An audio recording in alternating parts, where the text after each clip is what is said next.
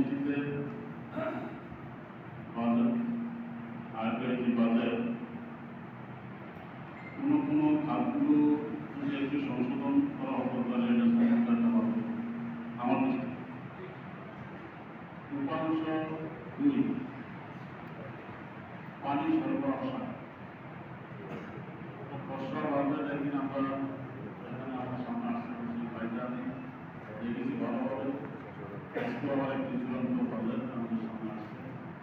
এটা কি আর সংশোধন করার কোনো সুযোগ আছে কিনা জানি না। আমরা ওদিন বলেছিলাম আমাদের যে আজ থেকে প্রায় 22-23 বছর পূর্বে যে পানি লাইনগুলো করা হয়েছে এই পানি লাইনগুলো একেবারে নড়বড়ে অবস্থা আছে।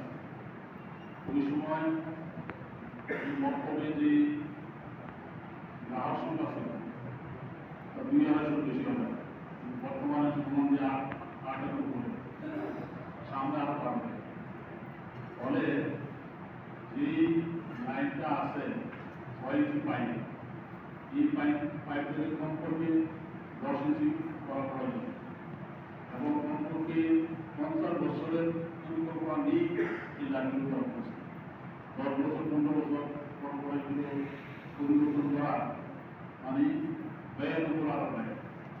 আমরা যদি এই লাইনগুলো 6 ইঞ্চি থেকে কমপক্ষে 10 ইঞ্চি করা হয় মেইন লাইনগুলো, এখান থেকে যে সাব লাইনগুলো আছে সেগুলো বিদ্যুৎ যাবে।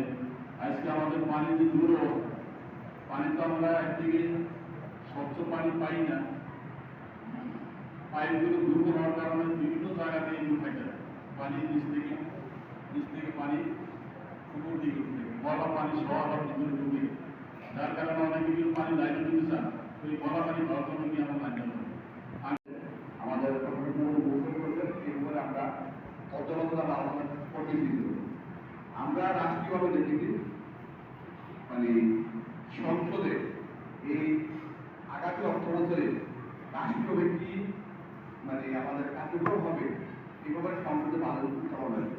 ঠিক সকল ক্ষেত্রে আগামী বছর আমরা কি করবো এই পরিকল্পনা হিসাবে কিন্তু বাজেট উত্থাপন হয় বিভিন্ন প্রতিষ্ঠান থেকে।